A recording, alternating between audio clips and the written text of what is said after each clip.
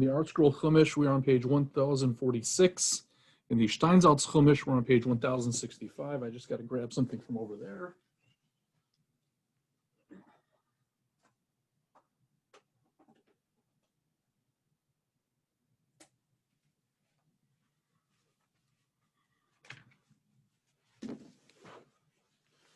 Just getting myself organized for one more second, and then we will get started.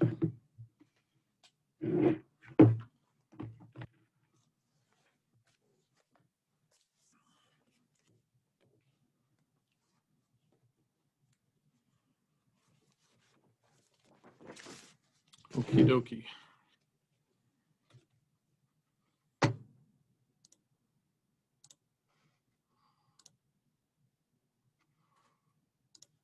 That's better.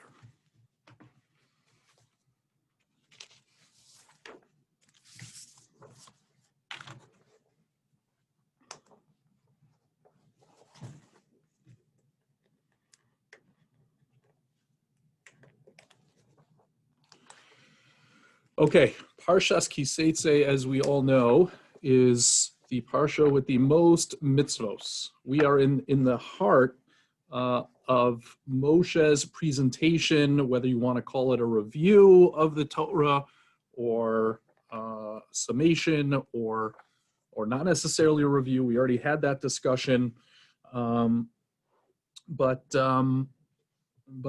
this we're in the heart of Moshe's listing of the many mitzvos of the Torah, and Parshas Teitzei deals exclusively with the listing of these mitzvos, which is why it has more mitzvos than any other.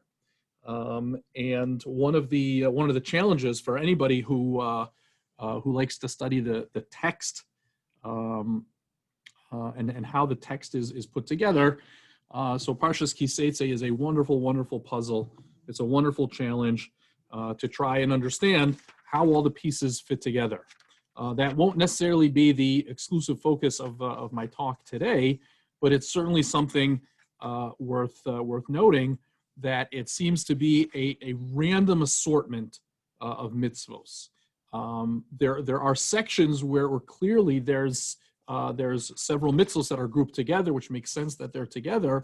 But looking at the entire parsha, it's difficult. It's a challenge to try to put it all together and find one overriding theme, past just the idea that Moshe's reviewing mitzvos.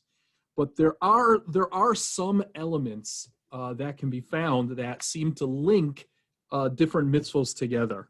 And one of those elements is family life. That it seems that we have a number of mitzvos in Parshas Teitzei which address itself to family life. Family life in less than ideal circumstances. So, for instance, the Parsha begins again on page 1065 in the Steinsaltz, 1046 in the Art Scroll. Teitzei la milchama al oivecha. Okay, so we're talking about war. War isn't necessarily something that's common, although that's debatable. But Teitzei la milchama al oivecha, unisano Hashem Elokecha biyadecha v'shavisa shivyo. Right, and you take a captive in the course of this battle. V'ra'isa b'shivya eishes yifas toar. And you see amongst the captives a beautiful woman, and you desire her and you take her as a wife.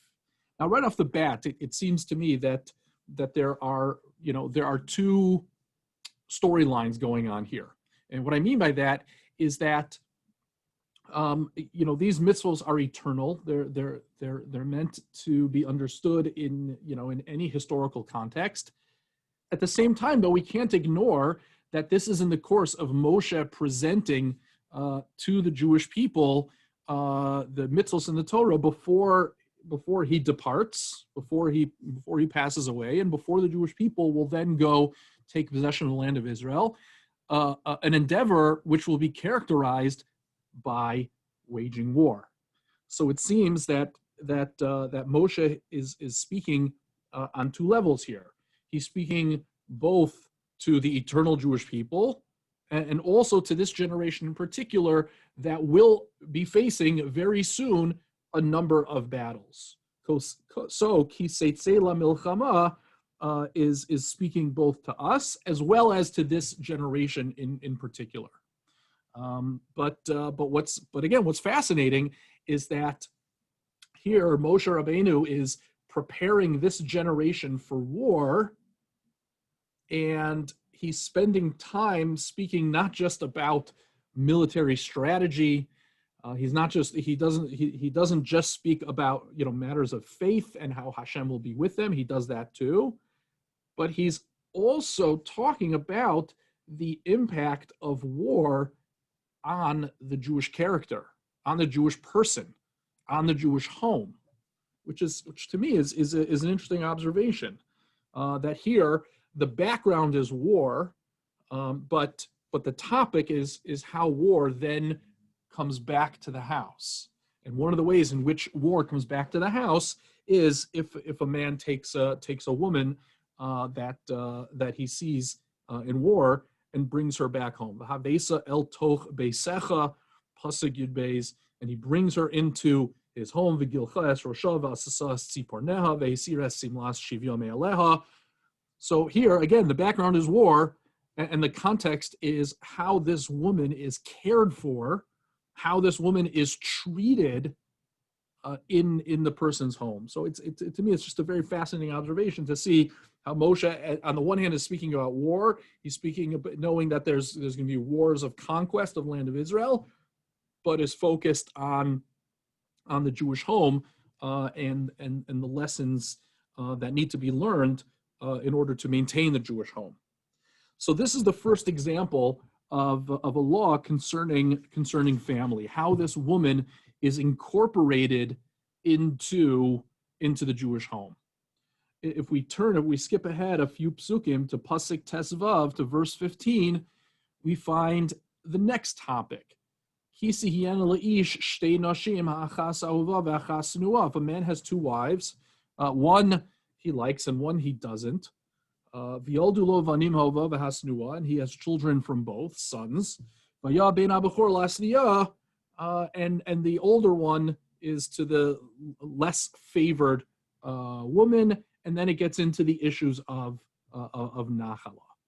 So again, you have what seems to be not necessarily, I don't want to say it's common versus uncommon, but it's a less than ideal situation. Another less than ideal situation. The first one was bringing a captive woman home, right? That's number one. And then number two is where a man has two wives, and each of them have children, and he favors one wife over the other. Another less than ideal situation. And then the third topic, which also concerns the family, right? If a person has a defiant and rebellious son, doesn't listen to his father or his mother. So again, we have a third situation which concerns the family, and it's a situation in which the circumstances are far less than ideal, and the Torah advises how to go about that situation. Later on in the Parsha, we will find other mitzvos. We're not going to turn there in our Chumashim right now, but I just want to mention them just to give you a sense of how much this Parsha talks about family. But later on, we'll have situations. We'll have psukim that talk about marriage and divorce. We'll have situations of people who are allowed to marry into the Jewish people and people who are not allowed to marry into the Jewish people. There's discussion of the mamzer, a product of a forbidden relationship.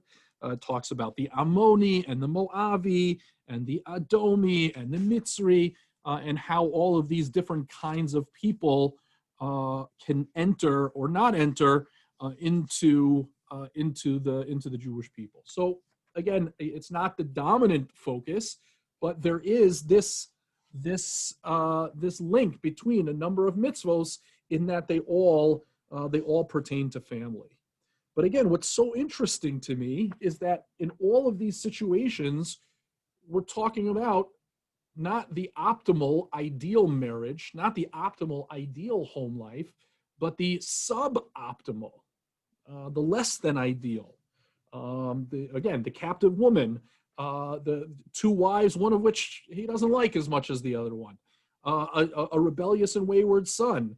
The laws of marriage that we get to later are centered on divorce and divorce and remarriage, and people whose status, whether they're a Mamzer, Ammoni, Moavi, right, their status puts them in question whether whether they can marry into the Jewish people.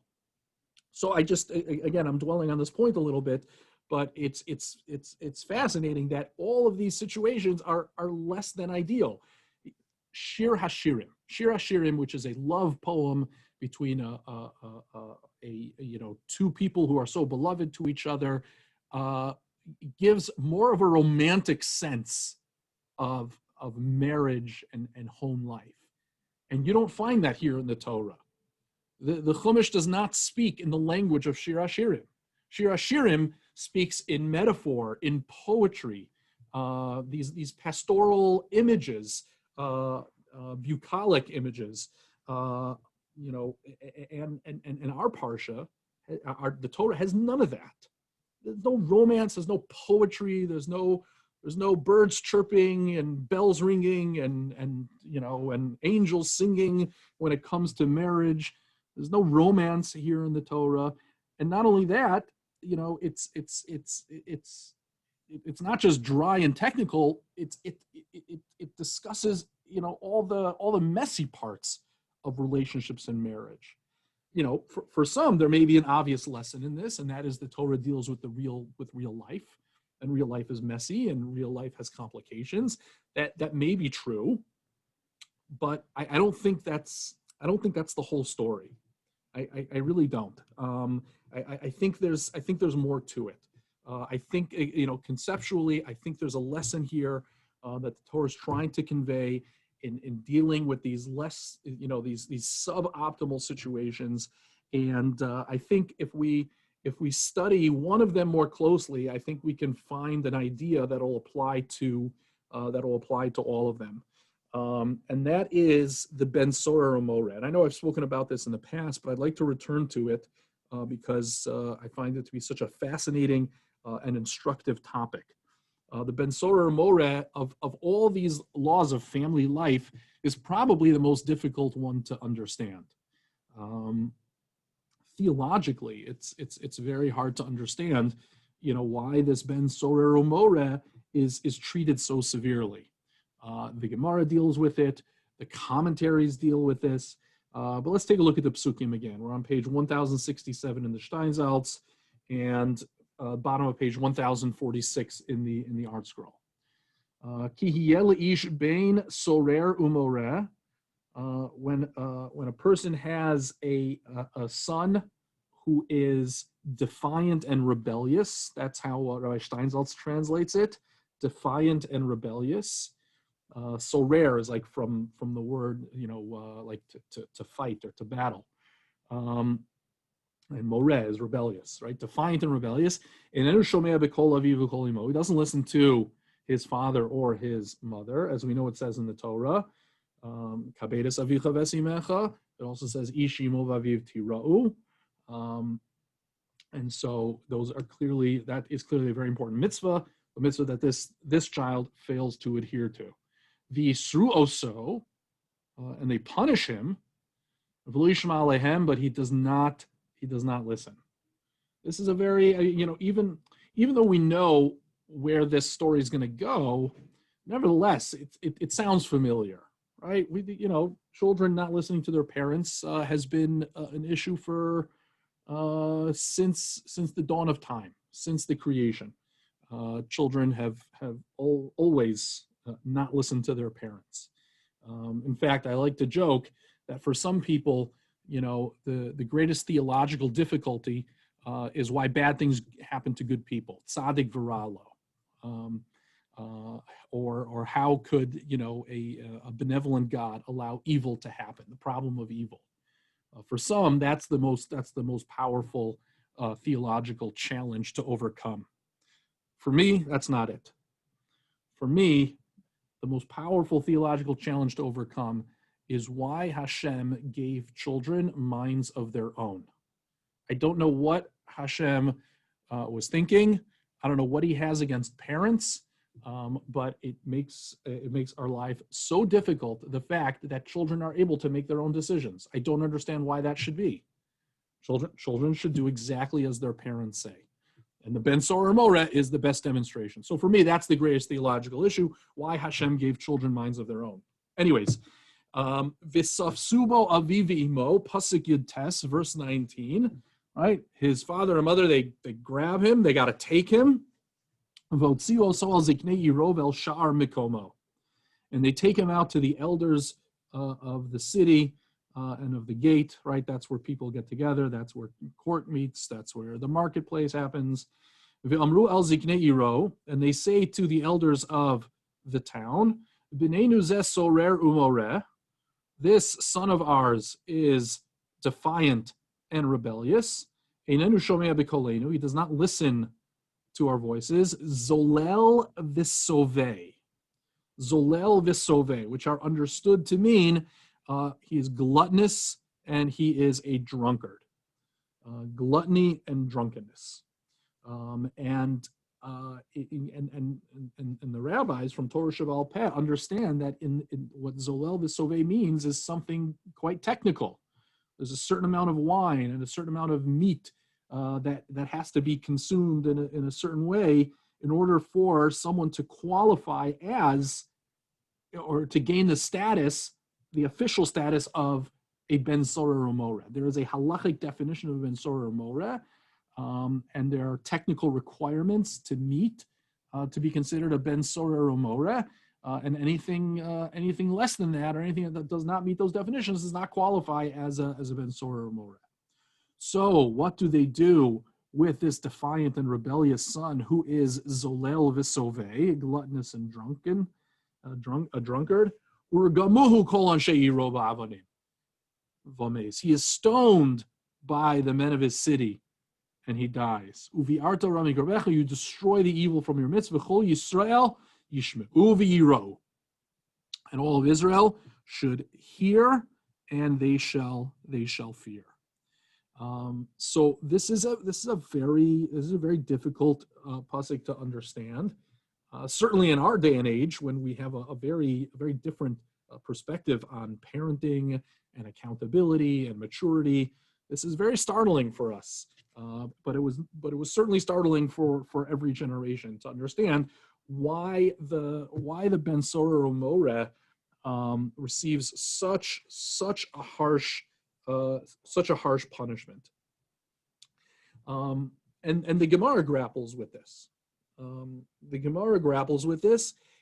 the classical answer that the Gemara gives, that Chazal give, that we have from Torah Shebaal Peh, of why this child is treated in such a way is because Nidon al Shem Sofa.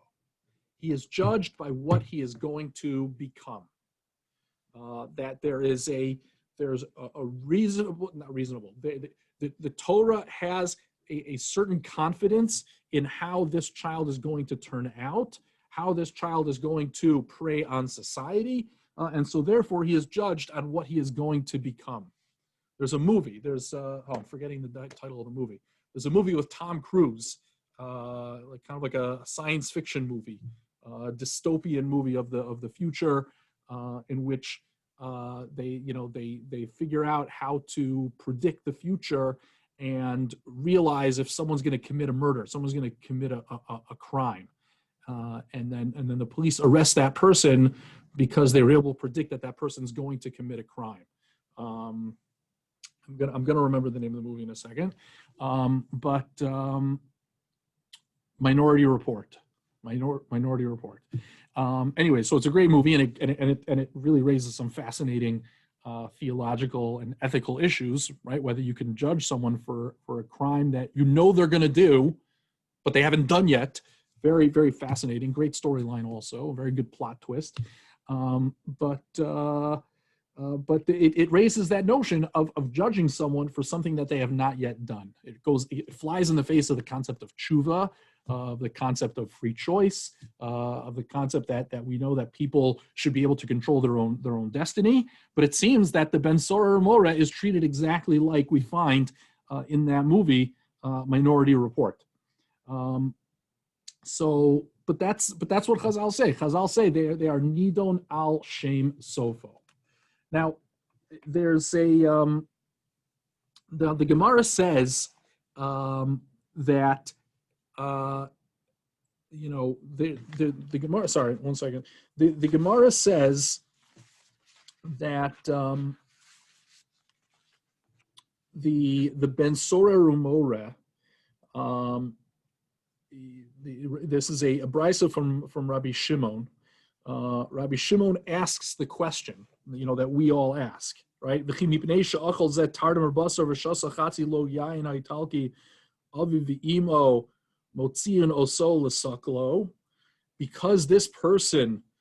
this child eats a certain amount of meat and drinks a certain amount of wine, his parents can take him out to be stoned, right? This is a rhetorical question, right?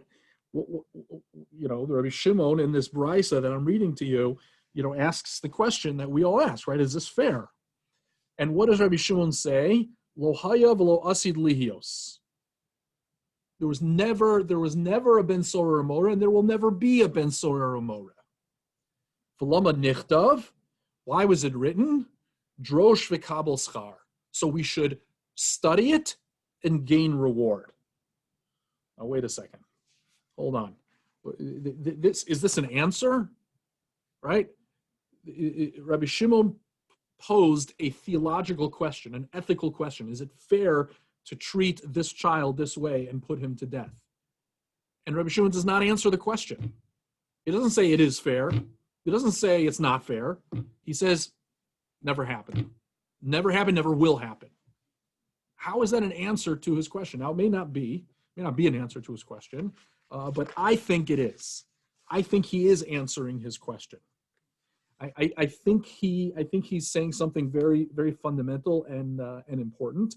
And in order to understand it, we have to go back to another story, and that is the story of Yishmael.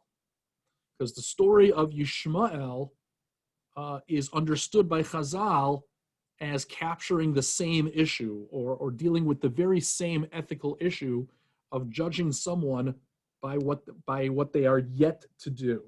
So if we turn our Chumashim to Bereshis Chaf Aleph, Bereshis 21, I just want to show you a little bit of language there. Bereshis 21. I will give you the page number in just a moment.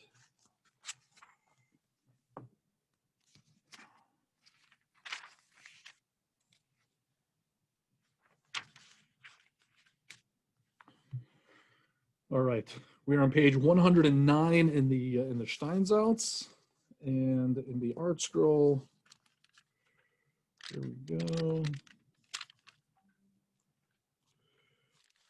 go. We are on page 96. 96 in the Art Scroll, and 109 in the Steinsaltz.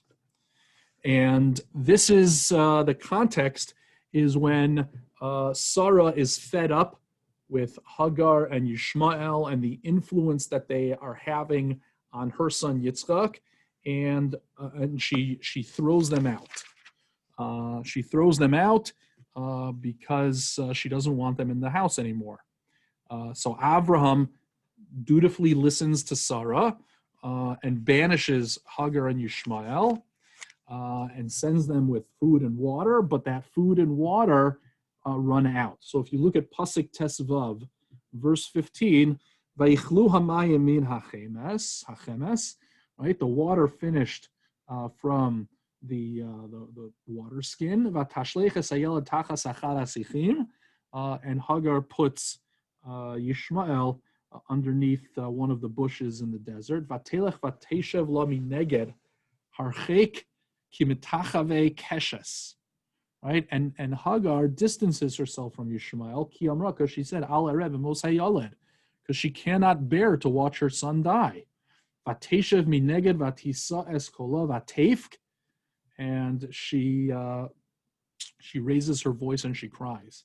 Vayishma Elokim es kol hanar. Hashem hears the voice of the child. Vayikra malach Elokim el Hagar min Hashem ve'omer lo malach Hagar al tiriki Shema Elokim es el kol hanar ba'asher hu sham. And the malach says to Hagar, don't be afraid, because Hashem has heard the voice of the boy, ba'asher hu sham, as he is there. Now, what does it mean, as he is there? Means, from where he is, right? You're over here. He's at a distance under one of the trees. You can't be in front of him. You can't watch him suffer. But Hashem hears his voice from where he is. Even though you're not there, Hashem hears his voice from where he is. Now, there's a chazal, right? The Rashi quotes that there was a discussion going on in Shamayim. The Malachim were protesting to Hashem. Why should Hashem listen to the voice of the child? Why should he have compassion for Yishmael? Because we know that Yishmael in the future will go on to prey upon the Jewish people, to make them suffer, to afflict them, to kill many people. And so why should, knowing what Yishmael is going to do in the future, why should Hashem save him? Why should Hashem have mercy on him? And what Hashem says to the Malachim, Ba'asher Husham, is that it is not fair to judge Yishmael by what he is going to do. Hashem is going to judge him as he is now. And right now, he is a na'ar. Right now, he is a child. He hasn't done anything to anyone. He is innocent right now. Ba'asher Husham. He is judged for how he is now there at that moment.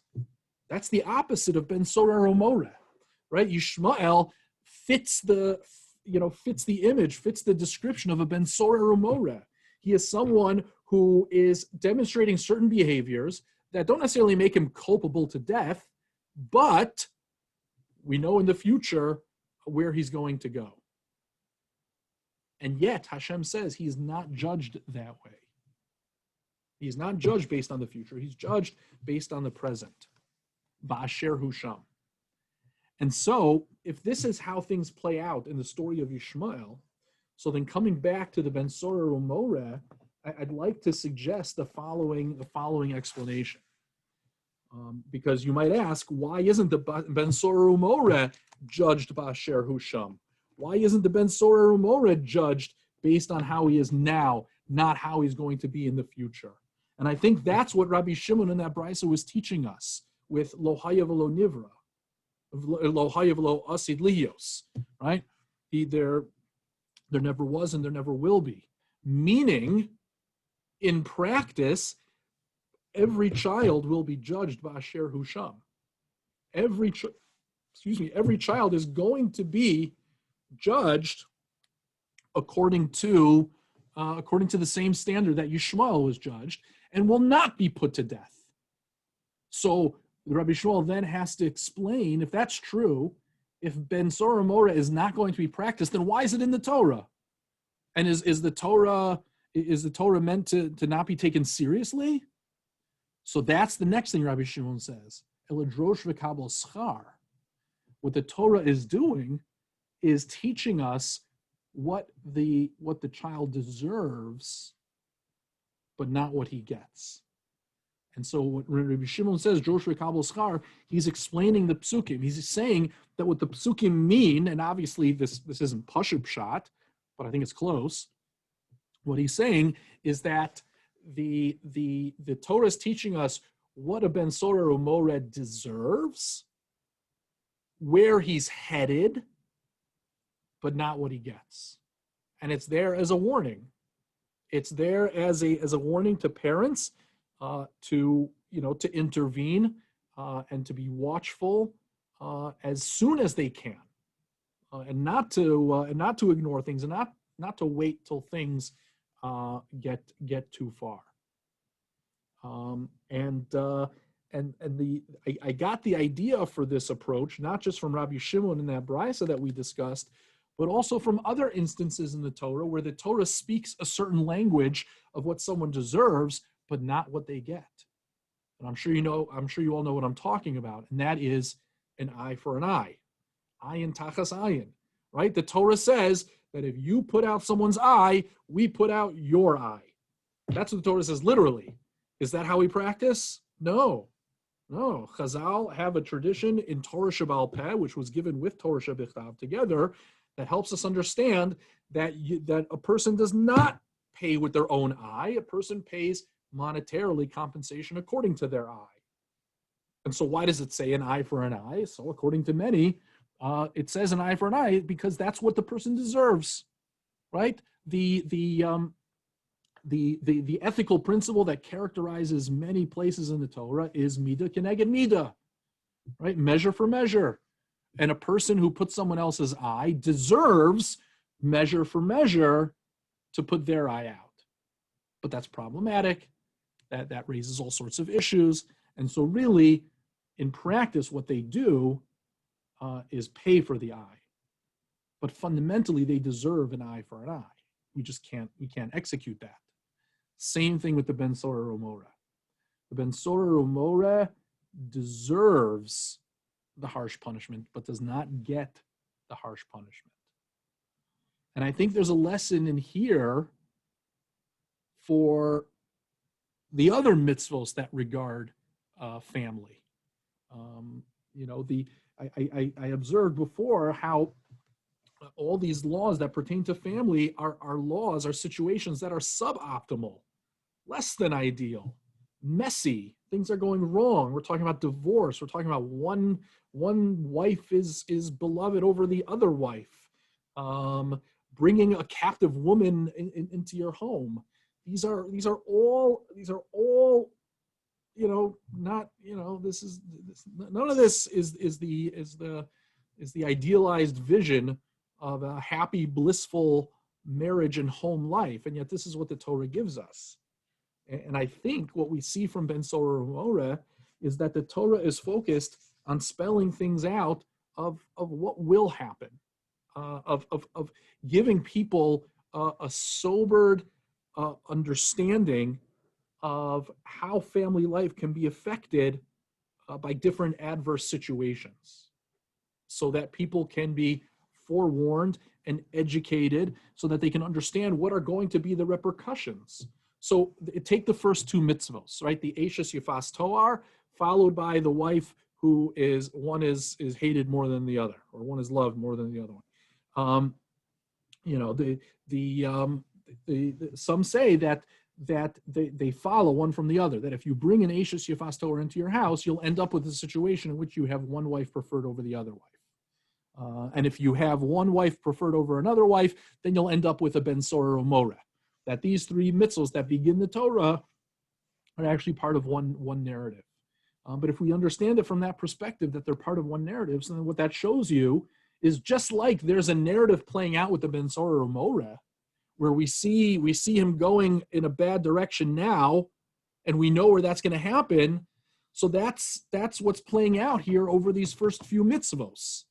That if you bring home a woman just out of lust, and then you'll end up with a difficult family life, and a difficult family life will end up with children who suffer from that difficult family life and go in the wrong direction, right? The Torah is trying to give us a sobered perspective, projecting into the future of what could happen if a person isn't vigilant about their home life, if a person isn't proactive about what goes on in the home. And coming back to my very first observation, I think it sort of makes sense, because this book of Devarim is preparing the Jewish people for what's going to happen in the future. It's setting down the laws and the mitzvos and the values that Moshe wants to impart to this people for a time when he's not going to be there to hold their hands, when he's not going to be there to lead them, and there will be a new leadership. And so Moshe is trying to prepare them for life during conquest. And life during conquest is going to be a very difficult life. And it's going to be difficult to follow the mitzvos, and it's going to be difficult to raise families and build homes. And these are the very issues they should be watchful of when they are going to be taking conquest, when they are going to be fighting battles of conquest in the land of Israel. These are the issues that are going to affect them. Family life is going to be turned upside down. And I think Moshe already gives us a hint to this in another situation. Because when the tribes of Reuven and Gad approach Moshe and say, we want to stay here. So Moshe is very, very, very wary, very suspicious. And even when Reuven and Gad, they try to reassure Moshe that they will go and they will fight, but you see how much of it is focused on family life, right? Reuven and Gad talk about Gidros Tzon Nivna, right? We're gonna build the pens and everything for our animals, and we're gonna build cities for our families, for our children, so that we can then go and fight. So already Moshe, it's like Reuven and Gad, they tip off Moshe to the fact that, wait a second, you know what? Now that we're taking possession of this land, that we're gonna have to fight for that land, this is gonna have a serious effect on Jewish society. This is gonna have a serious effect on a society that we're just beginning to build right now. Right? These are people that have been traveling through the desert, living a nomadic existence. It's very difficult to develop a society, a culture, a civic culture when you're living a nomadic existence. And now here they're about to settle, but that process of settling in the land of Israel is going to take wars and conquest and building, and that is going to be a further challenge in constructing a Jewish society, built on wonderful Jewish homes. And so the moment Reuven and Gad approach him, Moshe already is exposed to the challenges that await the Jewish people over the next number of years as they're taking possession of the land of Israel. And those challenges are going to be many and varied, but chief among them is the Jewish homes, and how living in that state of being at war and conquering is going to make it difficult to raise families. And so that's the context out of which this Parsha begins. Ki Teitzei milchama al oivecha. Right? When you go out to war, you're going to have to think about your homes and your families and how you're going to build communities while you're doing that. And so if the whole concept of Ben Sorah Ramora and these other laws is that a person should anticipate where things could lead if not given proper attention to, then Moshe is demonstrating that himself by giving these mitzvos. Moshe is anticipating what the challenges that they are going to face and where the wheels are going to fall off the wagon by even engaging in these mitzvos. So that's what I think is going on here, and I think that this concept of seeing into the future or recognizing the consequences of things is a universal value. It's a Jewish value. We find it in Pirkei Avos, right? When Yochanan ben Zakkai turns to his 5 students and says to them, "Tzu'u u'ru'u, ezui derech yeshara sheyover lo ha'adam," right? A person should go out and identify. He wants his students to go out and identify what is the path by which a person should live in life. So one of his students, I don't remember which one of his students says, Roes hanolad, right? A person has to recognize what the consequence of their actions are going to be.